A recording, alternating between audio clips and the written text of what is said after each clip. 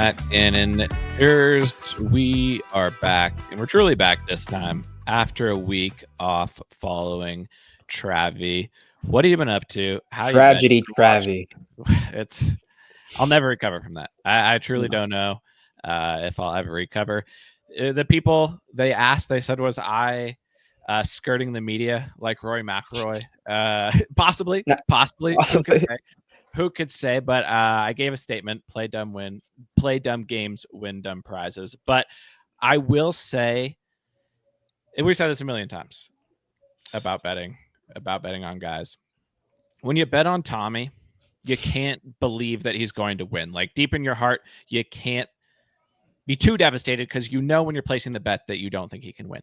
However, when new levels, he finds somewhere to take it to the next level. Like, I was on the most amazing thing was I was on Tommy at the Canadian Open. I've only bet Tommy maybe 5 times in my life, honestly. Like, I don't bet Tommy. You know that. I'm not a Tommy guy. You bet Tommy way more than I do. And for me to somehow be on him at both Canada and Travy, like, it's just a special brew of unfortunateness that just and then I don't go, even when he's up 3 going in the final round, I'm like, he's not going to win. Something bad will happen. He will blow it right out of the gates. He blows it. He doesn't want it. It's clear. I'm like, okay, whatever. If you're going to lose, just like completely lose. And then to go up by 2 with 3 holes to go, and literally all you need to do is hit 9 irons into the middle of the green and you will win the tournament. That's all I had to do. That's why it's so frustrating. But no, I wasn't scared in the media. We had a week off, but that's my statement. That's why I was so hurt by it. Yeah, the people were definitely looking for us. They're wondering where's the Vince pod. We haven't missed a week in ages, but sometimes stuff happens. You just gotta take a step back, let it all sink in, and then really recover. And we did that. We bounced back greatly this week or last week, and yeah, now we're back for the 5th major. We cannot miss the 5th major. I don't know what type of tragedy could have happened for us to miss this week, but we were not missing this week. Massive week of content, week of golf ahead across the globe, actually. So happy to be back, and yeah, ready to get into it.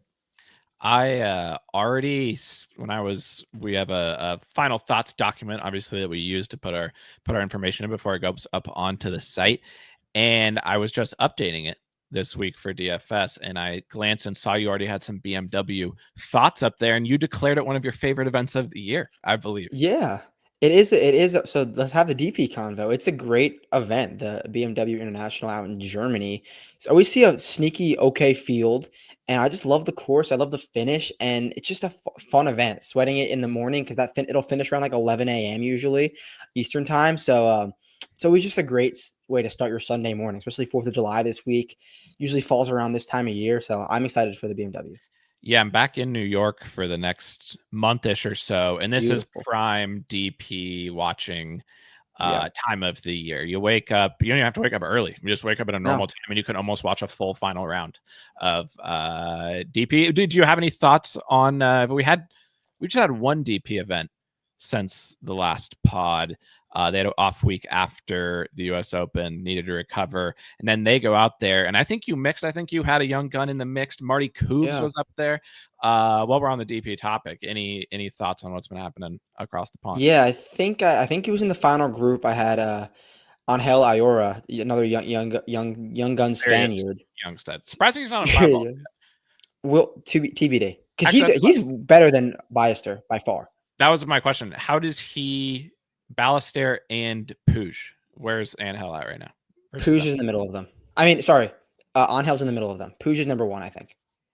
Puig was so unserious in Merida, which if this will not be a pod that live haters probably will enjoy, because we need to spend a reasonable amount of time on what took place down in Dallas this week. But sorry, I had to get your ranking of where the young Spaniards fit on fireballs. But anyways, he was up there, and so was Marty Cooves. Martin studs is in the final group. Serious stuff. And he'll be on the PGA Tour in just a few months, and I'm excited to see him stripe. I'm excited to see him in the flesh, hopefully next year. We thought he was going to be at Quail or one of the events. We were like, yeah. We thought he was going to be at Oak. We thought he was going to be at Oak. Yeah, we were like, yeah, we're going to see Cooves this week. We were so excited to see him in the tailor-made garments, but sadly he's not there. So hopefully, I mean, Ports, is he at Ports? He got somehow he wasn't in yesterday's runner-up got him in. I saw he was taking a photo holding the flag. You know how they always do that on DP, because pretty much every week on the DP they're like, and we also have 4 tickets to the Open that we're giving out for whoever wants to be here. You're in. And so I can imagine like us checking the Open practice round times and just seeing Coover with like 2 absolute studs in the morning, 7:40 a.m. Like, all right, Jersey, we got to wake up. That we got to go see these boys. So, do you think the like so Ryder sick. Cup guys from Europe are gonna play with Marty, get him under their wing? They have to know. I mean, Marty's having one of the best young gun seasons on the DP in a generation. This is unbelievable stuff. I would put the odds on him playing with one of the Molinaris at Oh, minus 800. yes. Without a doubt. Yeah. He will without a be doubt. playing with Eduardo. Absolutely, certainly. Eduardo, Vic, Marty, Coops is a very possible combination. Very possible combination. We will definitely keep tabs on that. But Sadia, first win in 200 starts on the DP Jersey. I bet him all the time. Of course. Yeah. That's 2 guys this year who I've completely like would never bet, but they have now won this season after like a lifetime of starts on the DP. Is him and Richie Mansell. Yeah. I mean, 2 guys that model out well, that stripe and that never win. So shout out Sadia. Great final round. Came from behind and posted a number. What did he win by, like 2 or 3? He finished strong. That's the Marty Coops at the end of the day couldn't overcome the final round lead curse. Like you cannot have lead, because Angel had it on going into the weekend, and then Marty had it on Saturday, and neither of them had a chance because of that. It was a true like 0 hopes up. I did not think he was going to even really come close to winning, and he didn't even have a chance on the back 9. Nice swing though from Angel. Pure. Nice swing. Pure. That actually ties in perfectly to the live event, because Patrick Reed is the favorite at the BMW. He's playing the DP Jers this week. Yes, he is playing the DP this week, and 0 weeks off for Patrick, 0 weeks off for Kessler. Shout out the boys, friends of the pod. So, I mean, it's been such a long time coming for P. Reed on live. So many top 5, just solid weeks of golf. And Patrick Reed clearly did not have his best stuff. And it's hard to have your best stuff around Maridoe. Serious golf course. Super serious, especially in the summer. And Kessler Crane commented on our post, strokes gained dog. He knows what it takes to win in that final round. And they took so much strokes gained dog. Patrick Reed lost strokes putting for what it's worth on live metrics and won the event. So much dog, so much grit. So shout out to them. Got his first win in Texas in his entire career. So definitely meant a lot to them. Lots going on there. Strokes gained dog, strokes gained caddy, strokes gained home game. All comes together. For P, are you going to give him consideration at 12-1 at the BMW? You played last year, maybe, or the year before, finished T13. No, and actually, I'm not sure if I ever talked to you about this, but I haven't bet above 30-1 on DP this year so far, and we have one winner, slightly in the negative. But I'm going to keep doing that. Make some high ROI cards, because that's been one winner can get you in the positive there.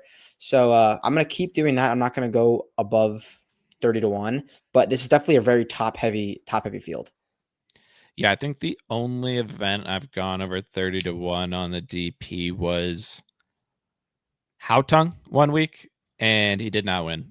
He didn't come close to winning. So yeah, at the end of the day, the winners, I mean, it's been the beginning of the year, there were some favorites, but since then it's been pretty much middle of the board or down the board on the DP. Like the top players, and that's why this week's a little bit different, because we've got some real of the players. Guys, like Reed's playing, Pooja's playing, Marco Penja's playing, but more importantly, of the list I was talking about there, Sergio coming over from Live. But still, I mean, the top. Sergio's got to get it figured out. He is playing some less than stellar golf, and I'm sure that's why he's playing heading into Live Valdi. He's defending. I believe he won Live Valdi last year, and then the Open, obviously. Yeah, it's weird what happened, but it was a little bit better last week in Dallas, and Sergio a little bit better for sure. I trust he'll get focused in with because he got the invite. Exemption. Yeah, he got the exemption off of Live, so Sergio will be there up at Ports. But we gave out half a major at DLF at the Indian Open when Yep. Chikara won, because the test was a major test. Serious. And at the end of the day, we will give out major championships, at least a portion of one, when major championship conditions are contested, and we'll take away a major if major championship conditions are not met. Merido, I only watched Sunday. I didn't see the first 2 rounds, but Paul Casey was in the mix, so I had to get eyes on that. P. Reed was in the mix, knew you were on him. And I think it was truly one of the best final rounds I've watched of the year in the top 5 for sure.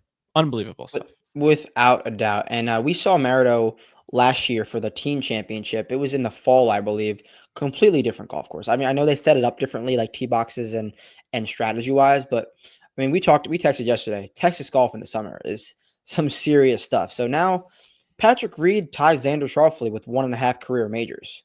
We could definitely put them on the pedestal. Who's going to have a better hierarchy in their career? They might both be on the Ryder Cup team this year. So, I mean, talk to me a little bit about final round. Like the ups and downs were just absurd. Also, before we get into that, shout out at Live Tracking, Live Golf Insider. Great Twitter account, great follow. Sports the boys, and just good stuff on the Twitter account. It's funny account. Yeah, and I think at the end of the day, nobody was watching. We were the only 2 people probably watching the final round, and that's why we have to give the details. Just we will watch any golf, and when it's Diffie C's, I don't care what tour it is or who's playing. I'm down to watch. But we also know there's probably nobody watching. And so there were moments, though, when we say this was a top 5 final round of the year, I really think that it was. P. Reed had a 5-shot lead through like 3 holes or so. And it wasn't like the other guys caught him. The playoff was at -6. P. Reed, he got to 10, I think. Yeah, he got to 10, fell back down to -6. The greens were so fast. I've never seen Louis made a putt. Louis, and to prove this was a major, Louis and Paul Casey lost in a playoff. I don't know how much more major this could possibly be. And it was vintage Paul Casey and Louis Oosthuizen. Like, Louis made a putt of like a 15-footer that took at least 10 seconds to roll to the hole. It was rolling so slow the whole time. I was like, it has to be short. It has to be short. It has to be short. It just kept going. And just on the last rotation, trundled in. The greens, we'll start there. Lightning. Unbelievable stuff. I wish we could have boots Merida. That would have been so fun. But I mean, speaking of Louis and Casey, I don't think you could have scripted a more vintage finish and performance by those 2. And like I texted you yesterday, it further proves. You said at Oakmont, Louis would finish T2 here so easily. Merida was a tad, a hair easier than Oakmont. Maybe a few hairs easier than Oakmont. Louis, T2, like clockwork. And then he gets into the playoff, duck hook left, has no chance of coming close. They need a great recovery shot, but vintage Louis. Did you see Paul Casey's stats? Because what we kept texting, because we were both on Paul Casey. I can't hear this. And like I had like a 14x card. It would have been huge for my year for Paul to come in. And I knew he wouldn't win because Paul Casey, and I knew the golf gods were going to say, remember what happened to you with Tommy last week, a British golfer who always lets people down? I'm going to do it to you again with Paul Casey this week. So I didn't want to get my hopes up. But we were just texting back and forth. Just keep striping Paul, because he was hitting it so comically pure. He gained, it's only per round. So they only do 3 rounds, obviously. Per round on approach, he gained 2.1. And off the tee, he gained 1.2. And he was 25% above the field average in accuracy. Paul was just striping to a different degree. It was comical. And I think the 2 fairways he missed in the final round were both bogeys. Obviously, one was in the playoff, and one was on hole 5 or 7 when he missed left, and then he lost his ball. But yeah, just keep striping. His caddy might be up there with most unserious caddies in the game. Honestly, you can't wear Air Force Ones and be a professional caddy. You just can't do it. And you can't get in a fight with the other players in your group while your guy is mixing, just coming off a 3-putt. On the 15th hole, the players are walking ahead, and we can't say for certain what happened, just what was shown on the broadcast. Paul Casey's caddy has turned and in like an argument with Abe Answer, and then it turned out later on that they got or like 5 minutes later they cut back and he was trying to figure out where to drop. So instantly off of the tee, they must have been talking about it.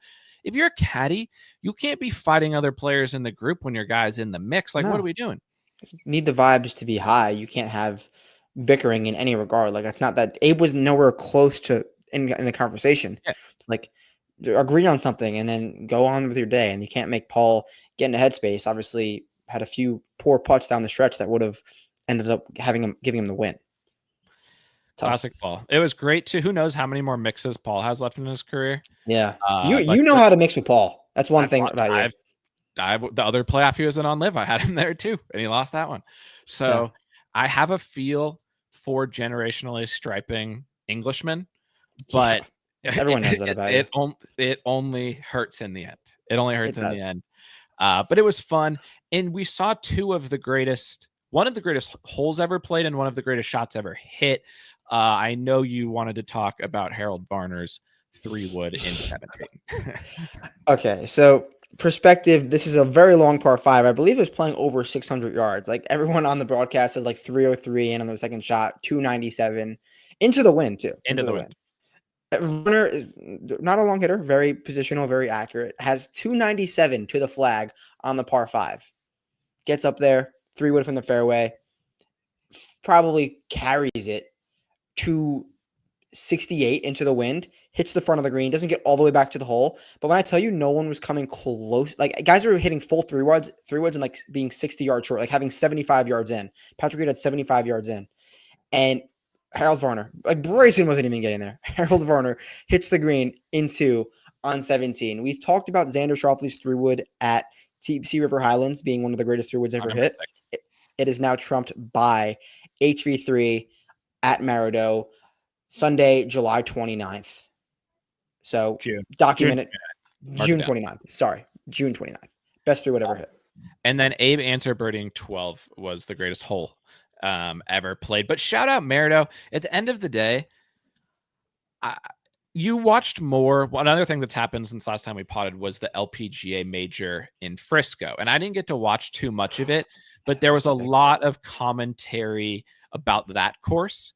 And I believe there's some similarities in that they're both Texas golf courses that can get really firm, dicey pin positions. Like some of the pin positions at Maridoe yesterday were hilarious. That one on 18, it was impossible to get the ball close. 0% chance. Yeah.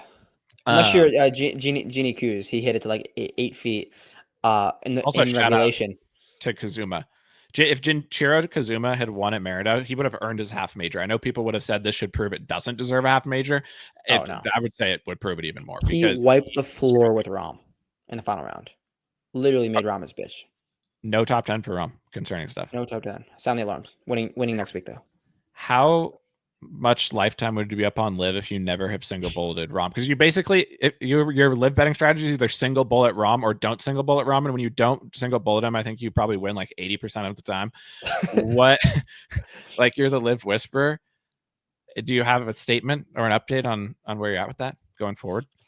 I'm betting Rahm at Valderrama. That's the statement. Okay. Okay. Oh, this is what I was asking you. Did you watch some of the LPGA enough to comment? And which do you think would be a better venue for the PGA, Frisco or Maridoe? 100% Maridoe, because Frisco, it's way less penal off the tee. Maridoe, like you miss either direction, and it's so easy because you get your ball spinning in those Texas winds. Forget it. Like if we had the PGA Championship back in August at Maridoe, +8 would win. It would be it'd be so dry and so windy. And it's a war of attrition too, because it's so hot outside. It's like you got to stay focused in the heat. And as we've said before, when it comes to major championships for us, throw in as many crazy variables as you can possibly get, because at the end of the day, we want to stress the mind in the majors. And you add in it's hot as shit. Take it back to August. Serious golf. That would be a serious PGA Championship. Like we have to, I don't know. I mean, maybe with this new PGA Tour commissioner, we can get on some good terms. Like that would be a beautiful thing to get that in August at Maridoe. I mean, I didn't know about Maridoe until this week. Like the seriousness of it. We know about the team championship, but that was all I knew. Yeah. And I do think like I inherently bias towards thinking the live courses are going to be a joke because a lot of the time they are a joke. But this one wildly surpassed my expectations and turned out to be a sick venue. Who would be live favorite at Merida PGA Championship if it was like 2 August from now? 2 August from now, I would put Xander in the top 3. Oh, Xander would have a field day out there. Xander would have a field day out He there. might miss a few too many fairways. Like if you're missing the fairway, you're in serious trouble. But in 2 years, Xander probably has his fairways back. Yeah, I mean, if Wacko didn't make a 10, and he'd be up there. I don't know. It's too tough for Wacko. I would say Xander. Wacko shooting or making a 10 on his very first hole, and then shooting +6, and then shooting 6 under in the second round. It's the second time he tried to do that because he did that the last time he won. He made like a 6 on the first hole, spotted the field 2 strokes, and then won by like 8.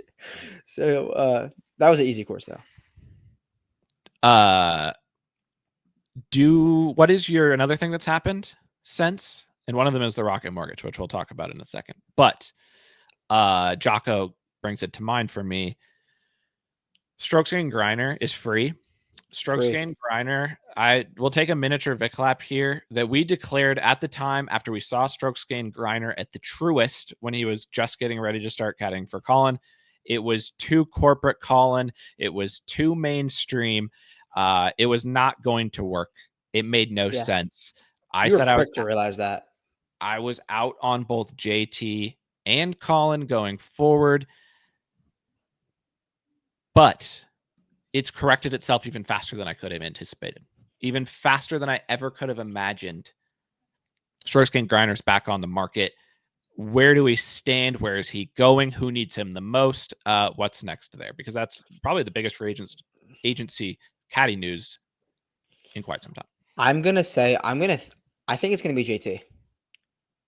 I think it's going to be JT. I mean, he said it was not permanent, but it's not the same with Minister. Like JT kind of bullies Minister around, and I don't see what he provides really, truthfully. Or Clanton. Clanton and his caddy are boys though, like family friends. So I don't know like how much of a relationship they want to burn. If it was Ludwig, we would have multi majors very soon. But I think it's going to be JT.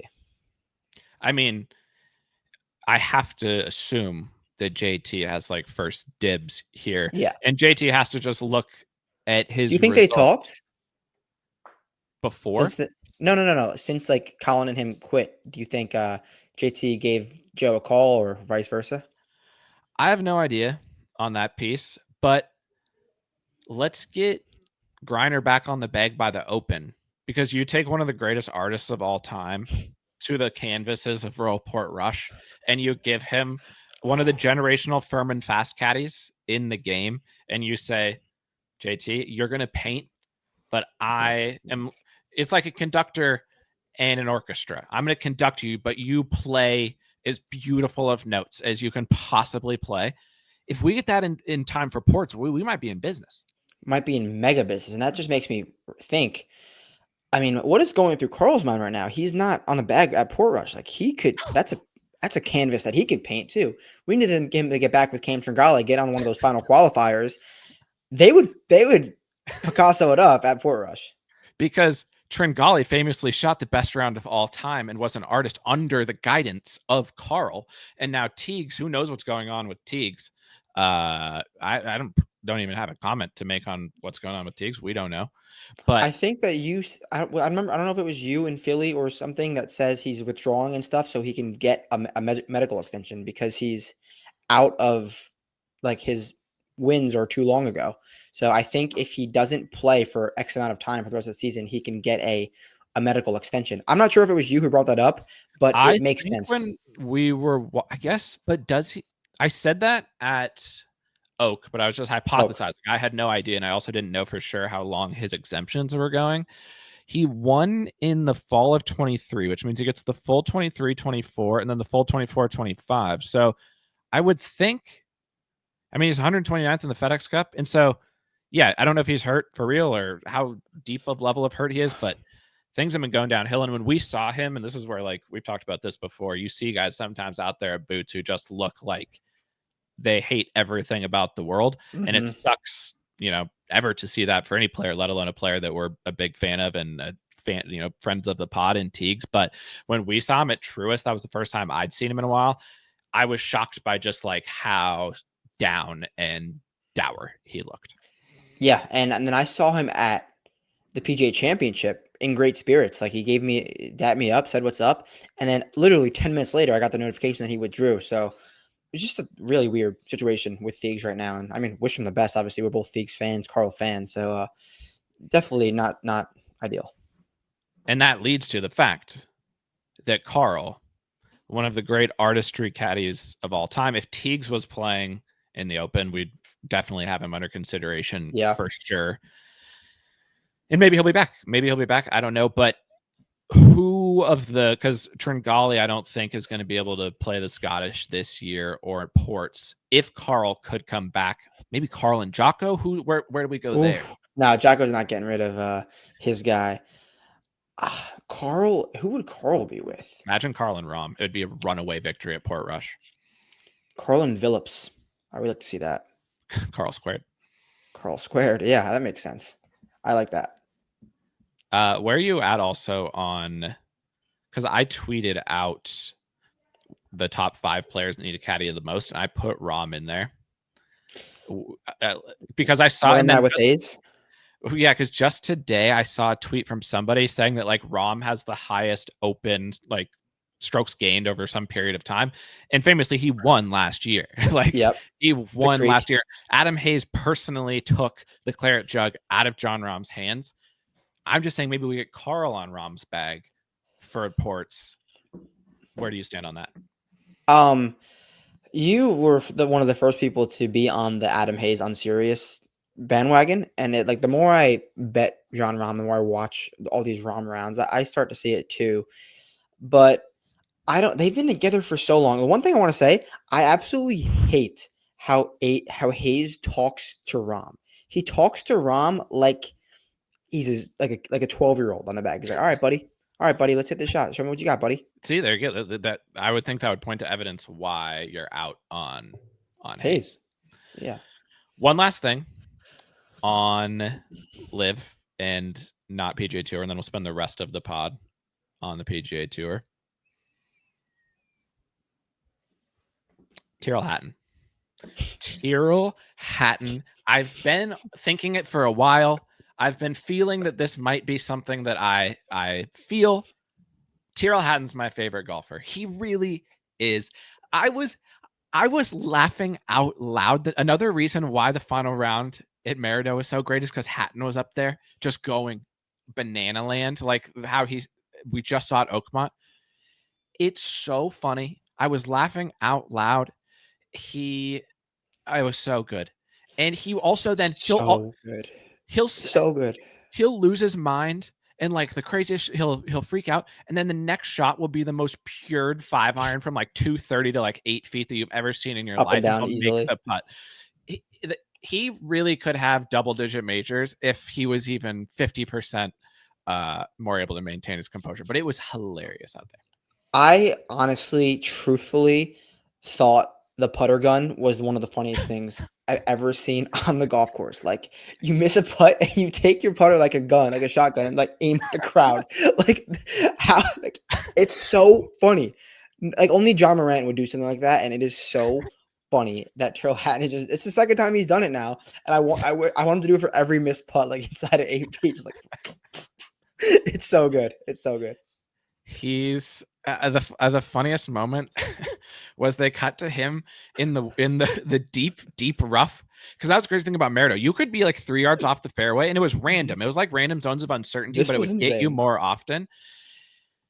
His ball was in like at least calf high rough, and they cut to the announcer because they had shown Hatton tee off. You see him blow it right, but you don't know where it is. They go show some other guys. He's tied for the lead. They pan back to him. Instantly, you're like, oh, he's way more fucked than I thought he was going to be. The announcer, they cut to him. He goes, the lie's not too bad. It looks fine. You literally can't see like anything. Hatton goes for a full shot towards the green, hits the tree directly in front of him, and the ball is bouncing back towards him on the cart path and lands like 5 feet in front of him. And he was absolutely incensed. It was hilarious. I don't know like what was going through the announcer's mind. Be like, yeah, this is a fine lie. It was in calf deep rough, and he took a full swing. Had to have hit it off the hosel because it went straight up and right, hit the tree. That wasn't really in play, but it was out of the rough, and then it just came right back to him. And there was Hatton's tournament. But hilarious, hilarious display from Hatton, and that stretch was so funny. And the that's what double he made on 12. 12 was one of the hardest holes of all time. 12, and that's why Abe's birdie was so good. Ape But birdie. the great thing is he always plays good on difficult golf courses Mm-hmm. because he stripes so hard. And he's even said before, like he's always so angry that when other players get angry, it just levels the playing field with him. Right. But he also doesn't quite have enough composure to win these type of events. The only time he's done it was at Bay Hill way back in the day. But again, that was a difficult test. But that means we get to see Hatton getting boned by just outrageous stuff. And it's perfect. Everything about him builds up to be the ideal like character that you need to be entertained by golf. Hatton's my favorite player, and I just decided it this weekend. Is he under C early for ports? No, I never really think about betting him that much unless he's in like the 50s, but I don't think that he will be. No. But some of the stuff he complains about, like I can see myself in Hatton. Like he hit a shot into 16, pured it, but the wind just didn't catch it. And the target was so narrow. You had like 4 yards to aim into from like 170 with a crosswind with 2 bunkers on each side, like you're out at Royal Melbourne. And he hits it. And it doesn't. He stripes it. And the whole time it's in there, he's like, you have to be kidding me. You have to be kidding me. Like, push it, wind, push it.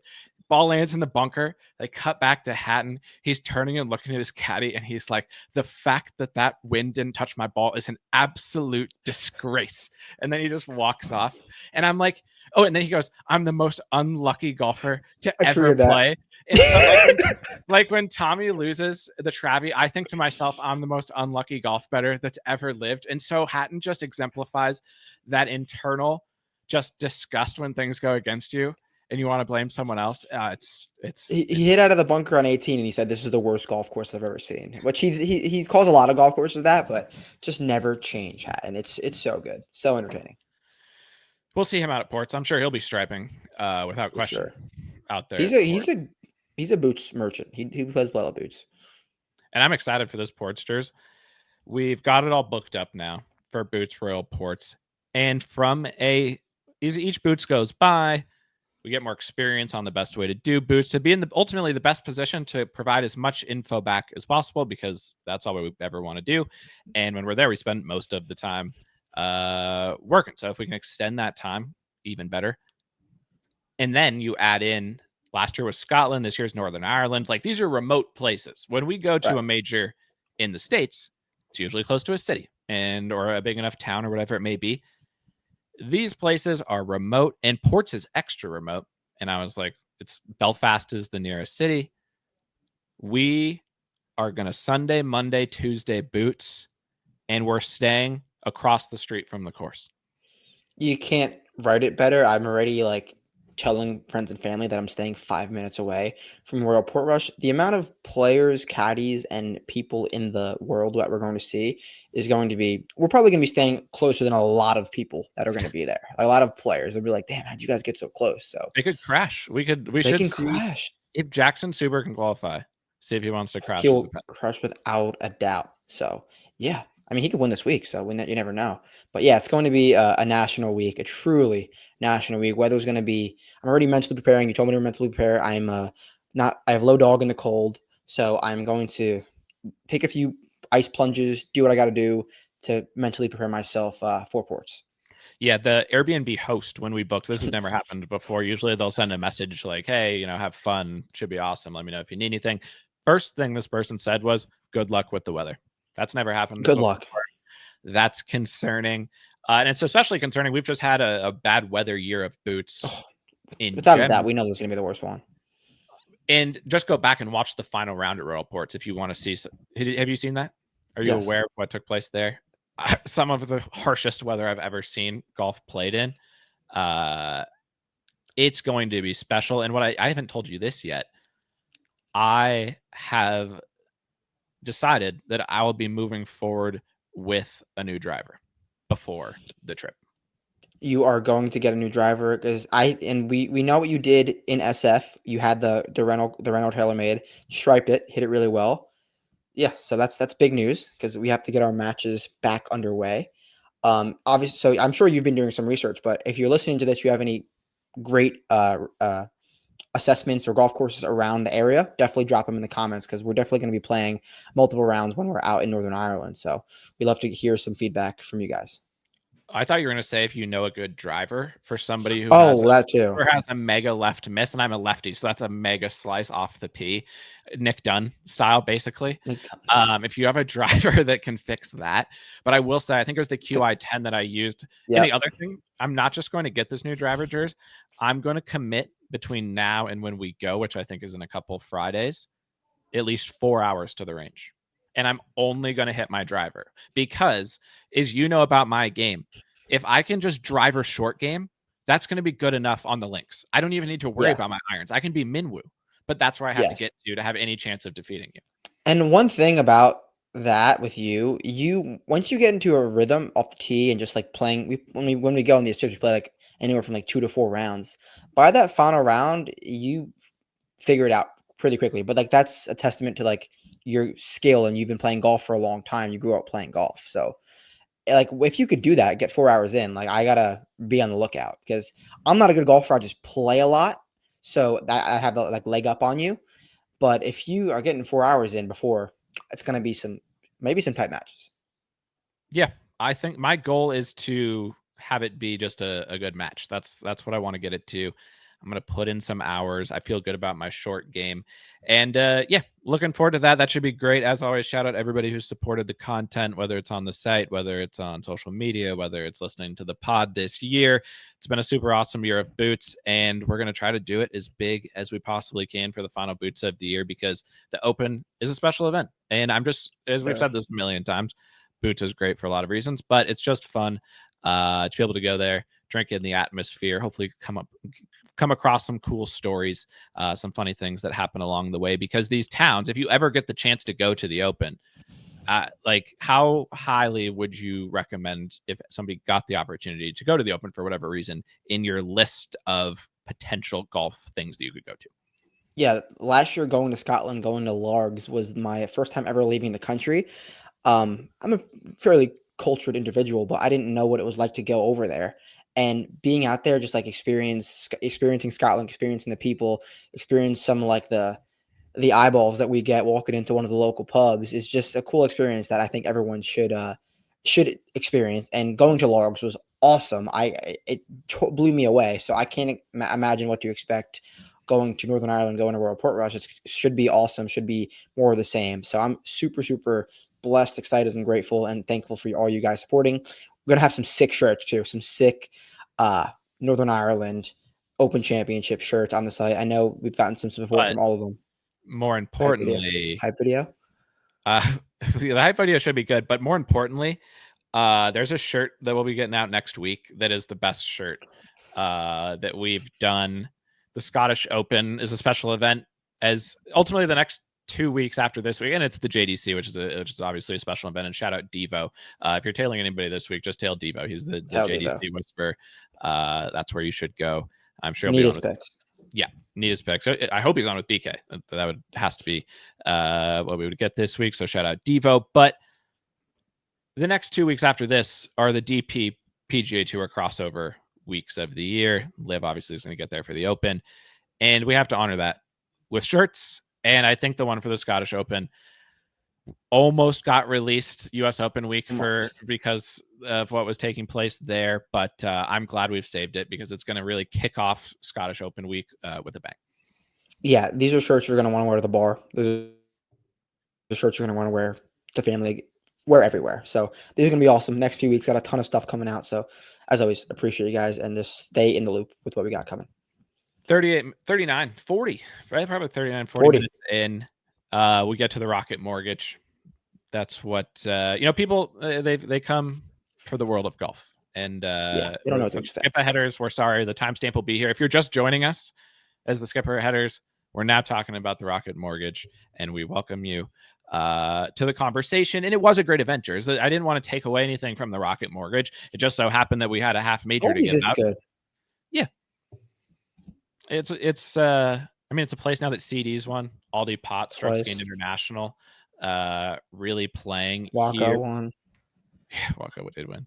What were your thoughts of the event? How much did you watch? Did you have regrets? How did your guys do? Just give me your Rocket Mortgage summary. I mean, yeah, no real regrets. I mean, Aldi Potts was easily land onable if you're in the golf betting scene every single week. I definitely had room for him. I just didn't get there. Not sure really why, because I gave him out on another show at 90-1, and I just didn't punt it in. That's all that it was. But I was happy for some people in the Discord who had Aldi Potts. Happy for him finally breaking through on a golf course that makes so much sense for him.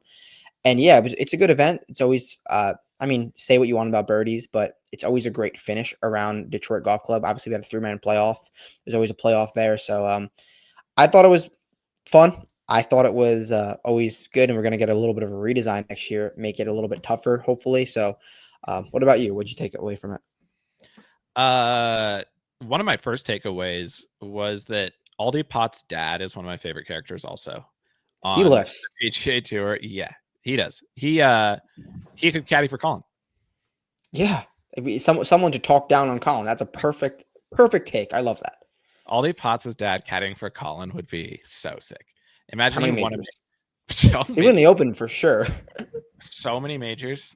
That's something to consider. And we'll probably see his dad and Colin out there at Port. So we could at least bring it up to him and see what they think about that. Colin would probably hate us at a level beyond what any other player. Who do you think would hate you more, Colin or Max? Both guys who GREINER scouted for. It's got to be Max, I think. I think it's got to be Max. Yeah. Colin says what's up to me. Colin does say hi to me when I'm out there, but Max just never Max ended a multi-month Twitter hiatus. One of the most prolific tweeters that exist, specifically to get mad at you. So I agree. It would have to be Max. But yeah, Aldi Potts obviously mixed at Vedanta. Probably should have won. Almost certainly should have won. Should have won. Not even certain. No question about it. Should have won. Yeah. Soups wins. He's mixed in big events. The Ned Bank. If you mix at the Ned Bank, you're a serious golfer. And Max has won. Before. Aldi should have won the Ned Bank. But the thing is, Aldi has had some low dog in the final rounds across the world. And what I was thinking about it was Aldi is a perfect example of why we don't give you strokes gained dog before the age of 25, because it's too difficult to assess. You haven't had enough reps. You could be generational dog. We don't know. But he had the lead. He lost the lead. He got it back, survived multiple bullets in the playoff. CK should have won in the first playoff hole. Grazerman should have won probably a couple of times. But he does it. He's over the hump. And what do you think's next for him? Because hat tip to Aldi Potts, obviously a young gun international. Did you see his first hole on Saturday? I think he had, at least it was very close to the 36-hole lead, maybe one or two back. Obviously nuked it 375 million yards on the fairway, had a 60-degree wedge in that he could have thrown on the green. He hit it like 10 yards right offline into the bunker and hold that out. I think that was such a huge moment for his just confidence and if I do miss, I can get this close. So that I think was the real turning point. But I think you get him on an Aldi golf course where maybe not every U.S. Open venue, but a certain U.S. Open venue he could play well in, just nationalizing the driver. Pine, perfect. Actually, he would get boned around the greens. I think one of the things right now about Potts is that he has to. He drops some greens though. Yeah. Oh, St. Andrews. I've already tweeted before that he's going to win St. Andrews by 25 shots. I need to retweet that. I forgot that a few months ago I did my. I'm doing a monthly contribution to Aldi Potts futures at St. Andrews because he'll go off at minus 600 minimum. That's being generous. But there's also one other guy who could make it happen at St. Andrews in a different way. And I just say this because breaking news, committed to Florida State, Miles Russell. Them two going committed to Florida State. Committed to Florida State. Sound the alarms. Following Brooks' footsteps and Clanton and that other guy we saw. That team with Trevor Guts is going to be unbelievable. Wait, no, Trevor Guts goes to Florida, I think. Oh shit, you're right. Rivalry. rivalry. They have the British guy who was playing with Brooks, Weaver, Yes, Tyler Weaver. Tyler Weaver. Tyler Weaver. Yeah. So if you're in if you're who's our guy In the Discord? No, Brentley Roman. Yeah, Brentley Brentley. Roman. Shout out Brentley. Apologize there. He tweeted that, that he's committed. He's the face of college golf, and next year's Florida State team with Miles Russell and Tyler Weaver following in Brooks' footsteps. We almost didn't bet the U.S. Open because of what we saw from Miles Russell, and that we needed to know if he was going to get in the field or not. He ended up not getting in the field, but thankfully, he might be live. He's probably live fave at Ports. Miles Russell, if he's smart, he gets over there and just practice rounds. Well, if he was smart, he would just move to Troon. Well, yeah, play college golf. But he's got enough money and enough support around him. He could just bounce around all these courses and just play practice rounds, and because he knows the spots that you just need to get reps in. So he's probably doing that right now as we speak. He certainly is, and that's sick. Did you break that news, or was that news broken somewhere recently? No, Brentley broke it. So, but I saw it and had to bring it up when we were talking about future majors. Shout out to Brentley. Shout out Miles Russell, Chris Kirk, runner up, and I think that's what's interesting about the playoff. Like, yes, Aldi Potts is a bomber, but you can also play a variety of different ways. Many ways. At Rocket, it's kind of honestly one of the courses that probably has the most ways that you can play it. CK, it would have been hilarious if Potts had lost another playoff to an absolute positional merchant. That's what I was thinking when CK was standing over his 8-footer. I was like, what a weird situation it would be if Aldi Potts has 2 playoff losses, both to positional short hitters and on bomber courses. Yeah, and it almost happened. But then so CK, close. I almost had to drop him out of the dog rankings. He was already only 48th in the dog rankings, on barely in the top 50. 3 putts are highly frowned upon in the dog rankings. He finally put well. He's been striping. CK is like kind of back. It took him a while. I didn't even realize he finished T12 at Oakmont. I love when CK plays good. Yeah, he's one of your favorite golfers for sure. Yeah, certainly one of my favorite golfers. He gained 6.4 around the greens at Oakmont. And I think I said earlier in the year that CK was going to win this year at some point because he's been generationally striping tee to green, but he truly had the yips with the putter. Yeah, if he's back putting, that's good signs from CK. But like, he will rue this finish. He had it. He had the 8-footer, and then he 3-putts. I think he was the steadiest of those guys. I would say, like, before that, I would have thought that CK was going to be steadiest. Grazerman almost driver putted his way to victory, gaining 8.8 strokes putting. I think in the playoff, I felt least confident in Grazerman. I don't consider Grazerman a very high dog player after what happened at Sedgefield. You get him on Donnie Ross greens, forget it. That's the take. That's the take. Grazerman on Donnie Ross. He's always been driver putter, but when he see what happens when he can gain like 0. Less than a stroke approach and around the green, almost wins. He's got the mold, and we're high on driver putters. There's a few guys that we can just, if you could bomb the ball, like if you're 20 years old, 10 years old, 15 years old, and you could bomb the driver, just go putt all day. Driver putter, driver putter, driver putter. You don't worry about the rest of your game. Driver putter all day. You could win on the PGA Tour. If you had your child grow up at Troon, you could just give them only the driver and the putter and say, figure out how to make a score. They wouldn't need to know anything else. They'd at least win a couple opens. Who is more driver putter between Grazerman and Minwoo? That's tough. I would have to say probably Minwoo because he's so unserious elsewhere. Grazerman can at least like hit an iron. Minwoo, I think Minwoo would be better if I was hitting his iron shots. I'm not even kidding. Minwoo practice rounds at Oakmont was one of the funniest things I've ever seen. Had to have been. Truly some of the best driving you could ever imagine, and then like missing the green every single time. I was glad that Knapp didn't win because it was between him and Jaeger for last spot on the card to go with BG and Hideki. And I will say Hideki it might have been a worse beat than Tommy at Travelers. So dumb. He first of all, he didn't have his caddy, and he missed like 2 like tap in putts. And we know the power of Hideki's caddy. and he lost almost 6 strokes off the teachers, and he finished 4 shots out of the playoff. I'm genuinely shocked by Hideki's performance. How is that even possible? He hit it OB like multiple times. If he didn't hit it OB, he would have won easily. He was doing everything. Like Hideki gaining 8.8 on approach and gaining strokes putting usually is a win for Hideki. But he was so unserious off the tee and like still missed a bunch of tap-ins. The driver's been a real problem. It's a real problem. And it's been that way for a while. He almost looked, I was actually going to tweet this, but I didn't think people would understand. His stats look like Nick Dunn before Nick Dunn completely lost it, which unfortunately has now happened. Yeah. No, they do. Like they've been so, I don't know what's going on with the driver, but when he gets going, he's so streaky with it. But it's been a real issue for this season. How do you even lose 6 strokes off the tee in Detroit? Go on my Twitter. I just shout out Golf Gambling Podcast. Just tweeted a video of me talking about Keith Mitchell, who lost 5.5 strokes off the tee. I don't know how that's possible. I truly don't know how it's possible because Keith did the same thing.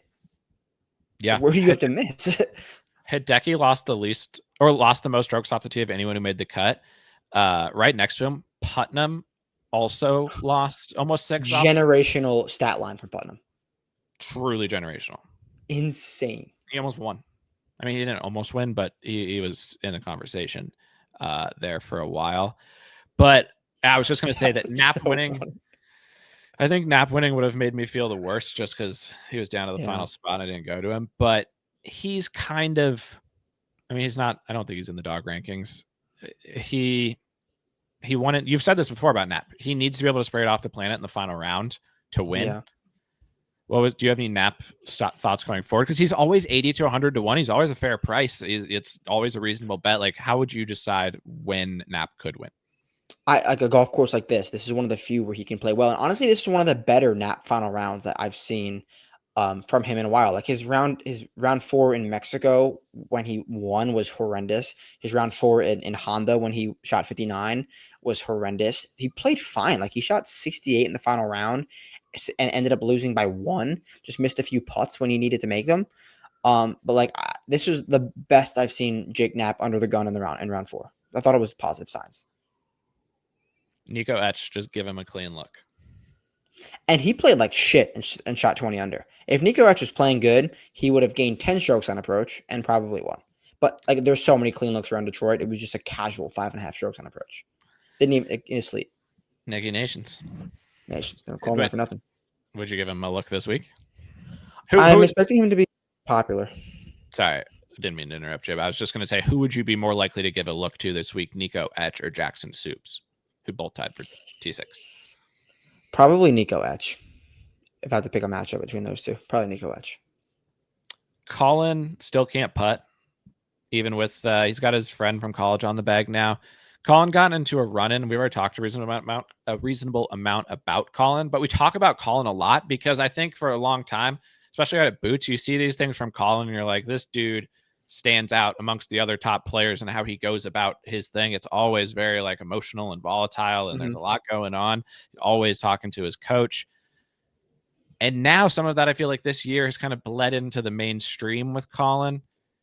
What did you have a take on his spat with the reporter? Because this transcended. I always decide how big something is based on if people who don't usually text me about golf text me about golf. I was getting comments on Colin and the reporter. Did you have any takes? I wish Colin would have been like, yo, Alan, actually, you didn't break this news. Matt from Vincerix broke this news that he had a new caddy, because I was first to that story, and I'll say that, admittedly, pat myself on the back. But yeah, I think Colin just like dug so deep into what he said. Like, I really don't think Alan was trying to throw shade at Colin. I think he was just reporting what he saw. Too. It was a guy named Adam. Sorry, it wasn't somebody named Alan. But then later he confused them himself when he went to explain it. That's why it's confusing. Colin got them backwards. Exactly. So, yeah, I don't think he was trying to do anything he shouldn't have. Like the reporter was literally doing his job, and Colin's like, "Yeah, I don't want to tell anyone how to do their job, but like, dude, what are you doing? What are you doing?" It's getting to the point where I enjoy it. Colin's crossed into like bad guy territory where and I've given some hot takes on Colin before. I think just a few weeks ago, I said he needs to cheer up on the golf course. And so my fear had been that as I started to turn against Colin, he was going to just start racking up wins and making me look bad. But that hasn't happened yet.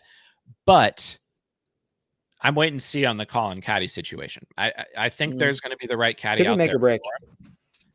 It's going to be important. But my current like state of the union on Colin is I'm actually a little more in on Colin than I was with GREINER because I was so out on that ever work. Yeah, I'm with you there. I'm definitely with you there. BG T13, and I think that's it's a easy way to transition into the JDC because BG just claimed another high finish. I bet him last week. I don't think he made a single 15-foot putt the whole week, but he had 15-foot putts on every single hole because he's the greatest ball striker that's ever lived. Every time he got to the par fives, he was hitting it to like 20 feet or closer. With an 8. Yeah, his long irons are beyond belief. He putted great here last year, Jers. That was he would have potentially won Travy and Rocket if he putted a little bit better. He's been putting above average because he's all green Xander in every category. But he did all green Xander shirt. Just the like brightest green shirt that existed. He's the most all green Xander player that exists right now. And now he comes to a spot where he gained a shit ton putting last year. What do you think the fair odds on BG this week should be? 15, 14, 16 is tough, but I mean, who else deserves it? And people are talking about this odds board suck. I think this odds board is great. The leader starts at 15 and then it like doubles from there. There's a ton of opportunity in this volatile event. So cool your jets. I know you don't like to see X guy at 40-1, but there's a ton of opportunity down this board. I think it's a fair price. There's no one else to go in this spot. There's still people who are posting tweets. I'm saying when I say people, I mean Twitter sphere at large. I don't even know who these people are. Just when you're scrolling on Twitter, you pop up and you see a Ryder Cup team and it doesn't include BG. That's not serious stuff. The man is how many weeks in a row does he have to play unbelievable golf? He might be when I was making my team today, I typed in Scotty's name and then I was like, who else should be on the team? And literally BG was the second person I could think of. It's like he's playing better than every single person not named Scotty. That's American. Is that a joke? No. He had back-to-back top 10s in majors. So that's why I think, honestly, 16-1, reasonable price. Yeah, I think it's fair. I'm not going to go there, but I think it's fair. Yeah, why couldn't he win? Maybe I will. Yeah, I would say it's under consideration. For me, I'm also just a BG fan, as you know. Yeah. Like I'm gonna want to support our guy where we can. Obviously, since he's been on the podcast, unbelievable things have happened for BG. I can't wait to see BG imports. Can you hear me? Yeah. Oh, he's gonna look nice with the aviator. Yeah. Can you hear me? Yep. I lost you for a second, but I got you now. Yeah, we're back. We're dialed. Yeah, he's gonna look good in ports. What do you think the keys are for JDC? Because I think it's an interesting one looking at the stats. And I'm excited this week because I feel like the last 2 weeks have been very frustrating for me from a betting perspective. I try not to get frustrated by golf betting because it's too frustrating of a thing. You have to just set it aside in its own spot of your brain where it won't bother you. But when things turn against you in a moment that looked good, that's always annoying. I want to get back on the horse this week. I want to hit a winner, Jers, and I at least have some hope because I was on DPWT last year in a largely one of the easier outrights maybe I've ever had. Usually they're not very easy, but the reason I liked him, and I bring this up just because I think last year I had a little bit of a different angle on the course that I'd seen in the stats, and it ended up playing out. So maybe it will this year, maybe it won't. But around the greens here is way more important than like the average tour event. Scrambling, the last 5 winners, I think. Hold on, let me get this exact number. I hate giving out wrong numbers on the pod, but let me pull this up. The last 5 winners, 4 of them finished top 3 on the weekend scrambling. Like, it's not scrambling to par, shoot even par. It's scrambling to not go backwards and just slowly keep progressing forwards. And that's what DPWT was good at. And I remember watching last year, and so many times on the drivable holes, you get next to the green in a kind of a tricky spot. And if you can get that up and down, there's so many easy birdies to be made. I think that's an interesting angle that maybe doesn't jump out to the average thought about the JDC. Yeah, when I read the preview that you posted this morning, I was definitely surprised by that. And then, like, looking back and checking the stats, it definitely makes sense with the drivable par fours, the reachable par fives. Got to get those up and downs. I actually like the JDC because I think there's various ways to do it. Like kind of like Rocket, you can generously stripe the driver both long and straight and like have a really distant driver putter week, or you can lay back, be the Stricker, be the Zach Johnson, hit every single fairway and just stripe your iron. So I like balancing those two and going one of those routes, but I'm probably going to factor in a little bit more ARG when looking at my guys now that I've realized what you put it out. Yeah, and I think as always, and I wrote this up, like it's about the margins. Like it's not like that's the only stat that matters is around the greens, but it's just versus the average course where there are slight changes in importance. And I think another interesting piece of this that ties into the just like it's not all about pedal down birdies, it's also about not making mistakes. Yeah. Going back to 2019, looking at the season-long stats for the person who won the tournament that year, their median birdie or better percentage rank on the PGA Tour was 82nd, and their median bogey avoidance rank was 44th.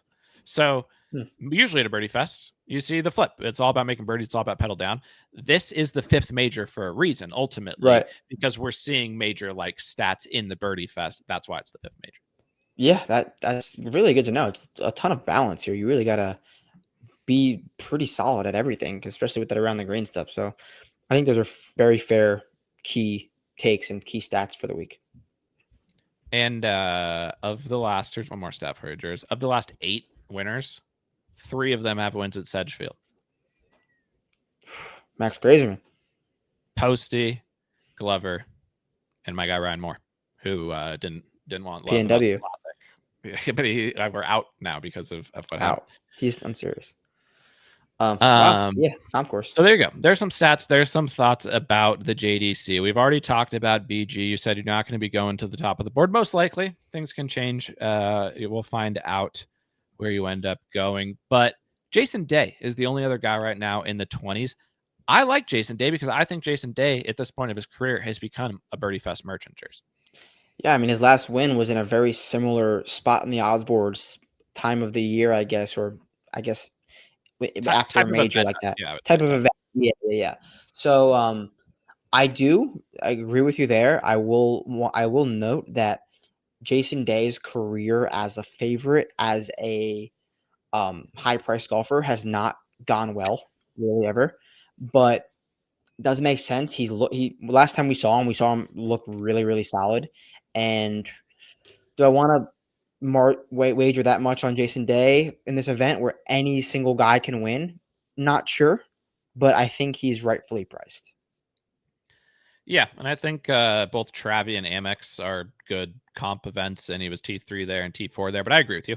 It was last 2 weeks ago at Travy, it was like 100 to 1 when he got in the mix there and was right there going down the stretch. Yeah, but to your point, and what I was thinking as well, is that he did win a similar event on a TBC course a couple of years ago at these prices. The next tier, bad beat. I think that was the first time I ever heard of Austin Eckroat mixing hard too. Was that year? Go. This week. I lied. There was one other player in the 20s, Jers.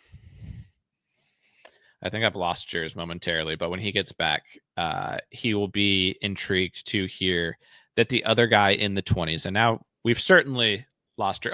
Oh, there he is. He's back. It's perfect you came back because I had a surprise for you that the other golfer in the 20 to 1 range was Denny McCarthy at 28 to 1. Well, Denny McCarthy has found the ball striking this kind of year. The approach play has been solid this year. And remember that stat I dug up last year? Danny McCarthy on TPC tracks approach. For the people. Yeah. I don't know. Remember the exact numbers. I can dig it up and I'll tweet it out maybe later. Denny McCarthy's baseline on approach on TPC courses, and that's every single TPC course versus every other non-TPC course, is astronomical. He knows what he likes. He knows what he's good at. Cookie cutter TPC design. And he's done it here before. It's not, but like Denny McCarthy as in the mid-20s, first win, I can see myself starting there, but I probably need a 3. At minimum. Especially for me. Like, I can't go from Tommy to Denny because it would be the exact same type of thing that would happen. Yeah, he'd be there. He'd have a great Friday. He'll shoot 61 on Friday and then be in the second to last group on Saturday shoot 70, and then try to backdoor something on Sunday, and it won't work. That's my Denny prediction. Denny will be there for sure, without question. But I don't think I will be. Yeah. Now we're to the 30s. That's where Siwoo lives. That's where Posty lives. Former champion here. Playing a little bit better of lately. Actually, it's not. But friend of the program. Mike T coming off a great result, but priced well above where he's normally priced yours. And defending champion Davey T, which I know you can't bet from a moral standard because that would be back-to-back. But who of those four do you think finishes the highest this week? Siwoo, Posty, Mike T, and Davey T. I honestly think it's going to be chalk Mike T. He's going to be very, very popular. I don't think he's going to win, but I think he's going to be a pick that everyone's on, and he kind of like Davey T last year. Nothing against it. I just think that's what's going to happen. I think he's going to play well. He's got JJ on the bag. JJ's such a freaking good caddy. Like, just get your guy dialed. A great prepper, and he knows what the hell he's doing. So, golf course that Mike T can take that aggressive driving, which was one of the routes I've taken, long and straight, and have a ton of wedges. I was on him last year in this event, and he obviously almost backdoored it on Sunday, but never really, really had a chance. Obviously, because Davey T was up by 25 strokes. But yeah, Davey T, I think makes a ton of sense. Wins that group, in my opinion. You mean Mike T? Mike Thorburn. Sorry, Mike T. Yeah, a few mix up. We took a week off. Yeah, you gotta get them warmed up. But I don't think I'll bet any of them. I don't think any of them are going to win. But I think Davis Thompson, as defending champ, ends up actually taking the cake there. And we've got issues with Jers once again on the feed here for those listening onto the pod. But we'll continue on. I will continue on here as we wait for Jers to come back to us. And we're in the 40-1 range. I think we're going to pause and wait for Jers to come back. All right, technical difficulties. Storms hitting the northeast. They got to you first. Sounds like it's on the way to me. But so there might be some technical difficulties on the pod. Wouldn't be the first time. Absolutely won't be the last time. But we'll keep persevering. And we ended there with, I said, you might not have even heard this. I said that I was going to go with Davey T out of those four players. And that quad, okay. Out of that quad for back-to-back. When people say they don't like the odds board, I could understand this 40, 50, 60 range Jers, because there's a shit ton of guys in the 40 to 60 range. Way too many for me to list them off and give you a grouping. So just give me some names in the middle of the board, the 50 to 80 range that might have your attention this week. Yeah, maybe even a little bit lower than that, but I'll give two. Ryan Gerard, he's around 40, 45 in some spots. The striping that he's doing is unfathomable. He's really just hitting the ball so well. The putter is really, really bad.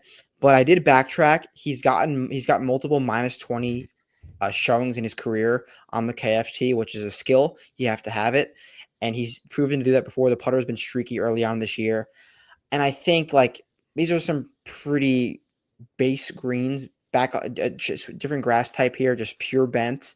So I think he could finally. He's a Bermuda guy, which is tough, but I think he could make some birdies here. And then Lee Hodges, continuing to play really, really good golf. Been striping it, loves to hit a ton of drivers, can take that route here. And he's played well here before, hit it well here before, but has putt poorly. So if any of those two guys can putt well, I think they can get into the mix. Gerard, and who was the second guy? Lee Hodges. Lee. Okay. I'm a Gerard guy. You know that. Yeah. I think I was on him at Valero when he had his closest call. I want to get there because he is the second best tee to green Tar Heel, but being the second best tee to green Tar Heel is still probably the top 10 tee to green in the world. Yeah. The putter needs to not just turn it around. It needs a divine intervention, which makes it, I don't know. It's not like he's priced where his ball striking is sneaking up on anyone. No. It's a big chunk of the card to go to Ryan Gerard at 40-1. I think I might rather just go to BG at 16-1. But yeah, you know you're gonna get some green on the putting. But yeah, I've been good not chasing putters this year, and it hasn't burned me yet. Where some guys putt poorly last week and then figured it out the week after. So I think staying away is probably better. But BG Gerard, can you make you money in some aspect this week? With David Ford out there now, low tar heel market on a weekly basis could get some good action. David's got off to a bad start though in his first He couple of has. appearances. And that's the thing. Same thing with Clayton. Like when David Ford was just an amateur doing his thing. Remember, he won in Dubai, had that like shot like 44 in Dubai, and now it's just a slow start. But we know we believe in David Ford. Yeah, it's not good on the stat line to start his career, but it's only 3 starts. We're not going to rush to judgments, but I was hoping for better. That's all I'm going to say. Yeah, I agree. Let me see in the middle of the board. Smalley, but back to a Smalley course. Last week was not a Smalley course, and it showed, but this is a Smalley course. I think CK. Actually, the most shocking name in their price is Pierce Essen. I know it's Pearson. Cootie. Yeah, Cootie at 40-1, coming up off the KFT. He's stripes on the KFT, and he's got insane numbers on the KFT. But like 40 is nuts. He loves an alt event. This is an alt event. He's a guaranteed mix in every alt event. Guaranteed. I turned on the TV yesterday, flip on the rocket early in the round. Harry Hall's on the tee, and they instantly go, Hall, obviously a winner last year at the ISCO. And every time I hear the baked ISCO, it's so great because it brings back the memories, but it also brings back the pain because Pearson was generationally striping there. 40-1, though, I'm just surprised. He usually when he comes back up, even when he is striping on the KFT, he's like 125-1. So he's extra up there this week. Could it be a Ewan Ferguson situation? Were they now? Well, Ewan Ferguson didn't play well last week, so that is that flow chart still in play. He won here last year on the BMW, so you start to connect the dots. Maybe Tristy won there a few years back, and he should be feeling confident after winning Oakmont.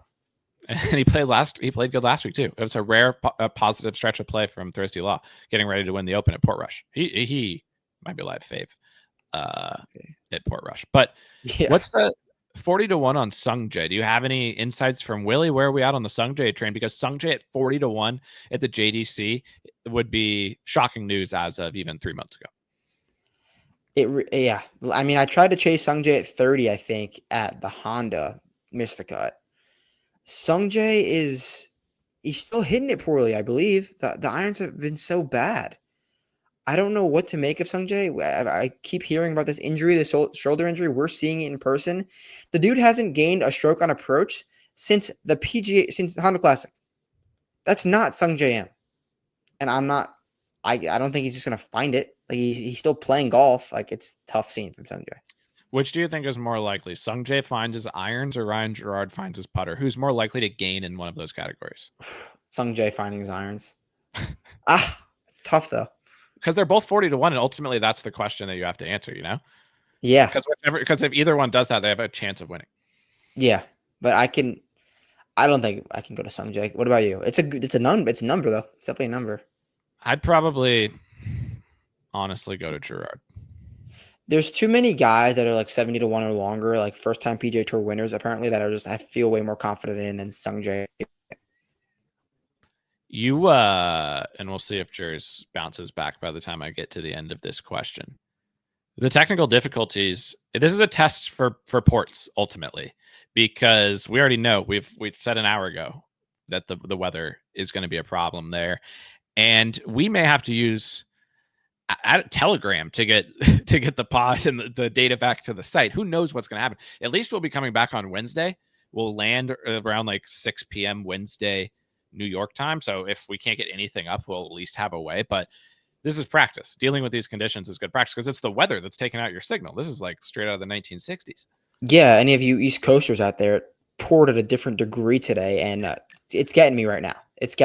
But we're prepping. Hopefully we have some. I'm sure that in Portrush they're used to this kind of weather. They have some sort of Wi-Fi that can combat it.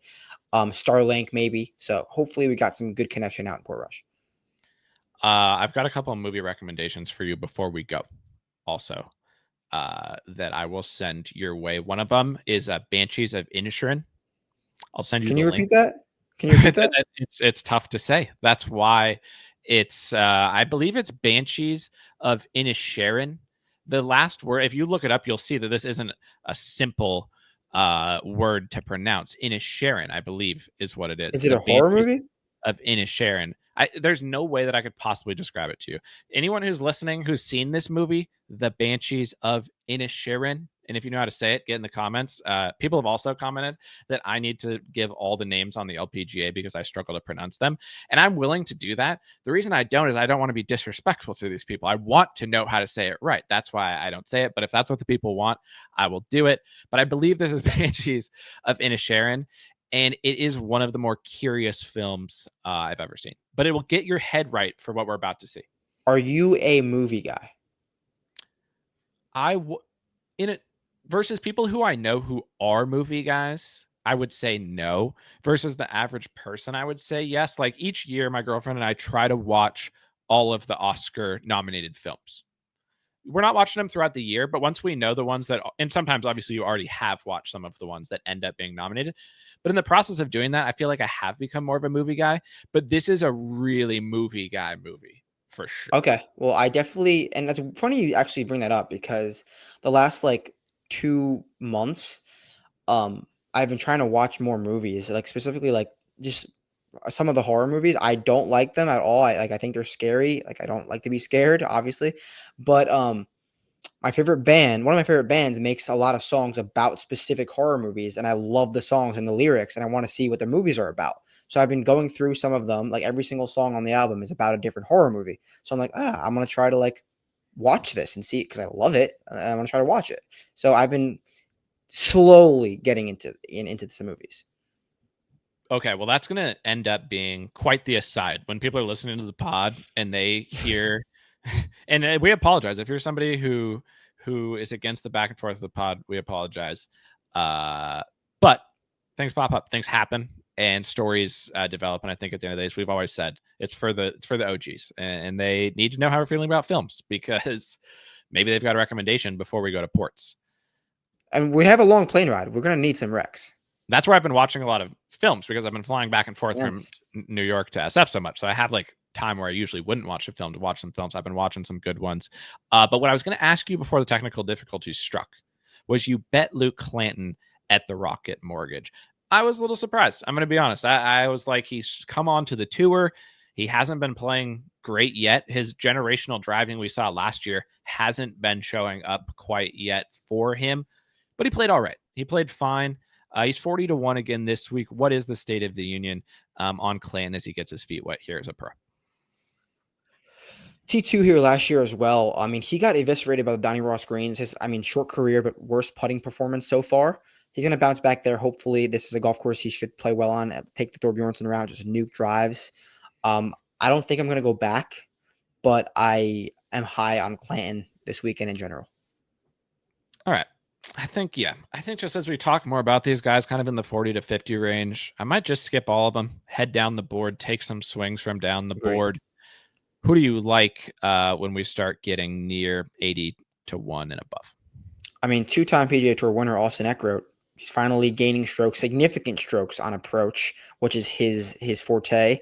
Hit fairways, and this is a golf course that should ask Austin Eckroat questions. I worry about that around the green game that you mentioned. That's what I was going to say. But at the end of the day, if he can surely stripe his way to a good week. But 100-1 is like, he's not like he's 30, 40, 100-1, 2-time PGA Tour winner on a guy who's doing his game right now. I'm down for Eckroat. All right. Yeah, I would say that I think the around the green will keep me off our guy, but I agree he's 125-1 right now in Bet Online. Nothing wrong with that at all. Jackson Coyven, the future is here. The future is here. Rio 80-1. Like, you just got to keep your eyes on Rio this time of year in the summer of birdies. I don't know when he pops, but I know he will pop. Before the end of the summer of birdies, Rio will be in the final group of one of these events. So at 80-1, I'd give it consideration. Seabez, 80-1. Another guy who can putt, hit fairways, scramble a little bit. We lost yours again, but this time he's back while I'm talking about Seabez. But I can't bet Seabez on a Devo week. That's disrespectful. That would be mega disrespectful. A guy that you had written up, and I can't argue with you, and he's a friend of the pod, and he's also not a very good golfer, but he used to be the favorite of this event. Adam Schenk has 175 to 1. I think I bet him around 30 to 40 to 1 here a couple years ago and felt good about it. Yeah, and I mean, this is Adam Shank's Super Bowl. He is a Midwest guy. He is finished T6, I think, 3 times at this event. It's a golf course that very basic, should fit Adam Shank. And also all the other home game, I like Doug Game as well. Doug Game is gaining strokes on approach. Sneaky all green Xander week at the Rocket, which is not a Doug Game course. Heading to Silvis, he's from Illinois. Usually the lights are on him here, but I think he's just under the radar enough to have a good week. So in low strokes gained home game, you're going Gim over Shank. Yes. But in low all green Xander, I'm going BJ. I agree with that. You know who's all green Xander too? Gotterup. Gotterup's been playing good. I wrote up Gotterup in the 8K range last week, and this is where Team Rupp first launched. Had him. This was the seed round of Team Rupp. Was right here when he finished T4, one of his best finishes ever on tour. He's now a Myrtle Beach champion. He now is playing consistently for once, and hitting his irons good. Yeah, I was out on Gotterup last week because I bet him at Rocket, I think 1 or 2 times, how many times he's played there. But I was out on him last week because he posted Instagram stories of him drinking the boat. Shout out Jersey Shore. I was like, he's not focused. But he played really well, all green Xander. This course is he's done here before. He should be confident. I think it was in the second or third to last group on Sunday. He hit OB on the first hole, but he was like 20 then. I'm down for the first time he's ever been all green in consecutive weeks, or 4 straight weeks, I think. So I'm down for Gotterup for sure. Tough number though. Tough number. Remember when Sebastian Munoz shanked it on the first hole in the final round? Yeah, that was an all-time shank from the rough, I think. Had him. I think the heavy ball of Chris Ventura can work here. I think Isaiah Salinda can drive it down the fairways. I don't know if he can scramble. It is actually, I'm not going to say it's a bad odds board, Jers, but I wouldn't say it's a good one either. The more time I've spent looking at these numbers, BG in the top of the board, at least one of them.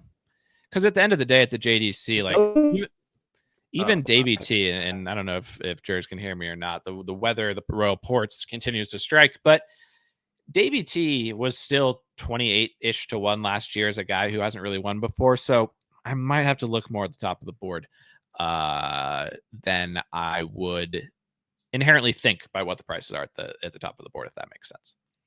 All right, we're back. I actually did lose power, flicker on and off, but this is some of the highest dog potting we've ever done. I'm sorry to all the listeners. I'm sorry to you, Adam. This is not my doing. But I heard Adam say about the top of the board and how Davey T was 28 to 1 and how he wants one guy in that range. And I honestly agree with you. I think I'm definitely going to go with one guy 25 to 35 to 1 and then spray it with bombs. But I don't want to get 2 or 3 of them. I want to have a ton of names, to have a ton of volatile options this week, kind of like any Birdie Fest week, in my opinion. But I agree. There's going to be 1 to 2 of those big names that are in the mix, in the conversation come Sunday. Yeah, I think that's fair. I think I agree with that. And since we're battling the conditions, and who knows when we're going to lose them again, we would be remiss not to get to the triple digits, not to get to the random Euro of the week. It's possible if we had potted last week that Aldi Potts could have been the random Euro of the week. So missed opportunity there for sure. Ryan Fox has won recently. The DP is flourishing. Who from down here is your random Euro of the week? Because when Sepp won here, yeah, he was middle of the board, but we've had a Euro winner of the JDC for the longest time. We've had Fratelli has won here. Strokes gained DP as well. Who's your random Euro of the week here at the JDC? It's actually Kaito Onishi. We put him on the thumbnail for the other show. He made another cut recently, and Kaito is a guy who can definitely mint fairways and hopefully get hot with the putter. Last time we mentioned Kaito, he had like the best performance of his career, so hopefully that can happen again. And also, Fratelli's in the field this week. He loves this event. So my random Euro of the week. What'd you say? I was on Fratelli down in South Africa this year when he rallied from like 8 shots off the lead and then took the lead and then lost the lead at the Joburg Open. You know Fratelli, but yeah, I would go with Kaito Onishi as my random Euro of the week. 1,000 to 1. this week. He has been playing like I'd never heard of him until you brought him up after the Honda, or not the Honda, wherever that was, that you discovered Onishi. But we've lost yours again. We may just have to wrap it. I'll give my random Euro of the week. And unfortunately, then we're just going to have to call it quits because, oh no, he's back just in the nick of time. I was saying I was going to give my random Euro of the week and then put a final wrap on the show. And we'll still do that. But at least you're back to get to hear my random Euro of the week. I will say even the small distraction there took me astray from the list of players, which may hamper my random Euro of the week selection. This is big. Sammy Valimaki, 100-1 is my random. His decisions was hampered. Asterisk on Sammy Valimaki, random Euro of the week. If he plays good, we'll Vic it. If not, we know why it didn't go well.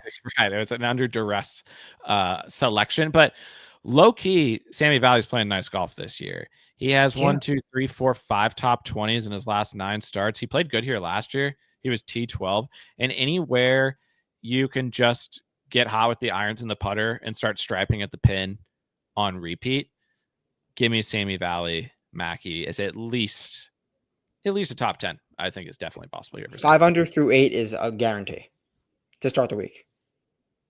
Where are we at on the Viking Cup? Any changes of late with the roster? I think I should get that list styled this week, and maybe we can get it up during the week. I think we're due. Henrik Norlander's been popping in the odds in recent weeks. He hasn't been supporting it with his play, but he's at least tossing his hat into the conversation. Should be a good course for Jesper. Spence. Yeah. Oh, yeah. You could drive a putter here. I'm down. I actually saw a tweet. I meant to send it to you. We'll wrap with this. I saw a tweet this today. I don't know who it was from. Shout out to whoever tweeted this. They were like, it's crazy that the Danes are so high in driving distance. Well, I wonder why this is. It's freezing cold there 8 months of the year. You can't golf. The only thing you don't need a real golf course to learn driver putter. You drive for it as far as you can, and then you just practice putting, get the stroke down, and learn how to read greens later. Get a good caddy, figure that out for you. Driver putter. They know. Yeah. It's foundational. And stay tuned, because there's a world where a day in the life comes in the future. We've talked about it. All right. Thanks for everybody who battled through the technical difficulties with us. Let's have a great JDC. Have a great 4th of July weekend. Enjoy the holidays. And then it's DPPGA crossover season, Scottish Open, Boots, Royal Ports. Season's wrapping up, Jers. The end of the year is basically in front of us now, so we got to sprint across the finish line and finish strong. Shout out to everybody who supports Team Vince, and I'll talk to you later. Peace.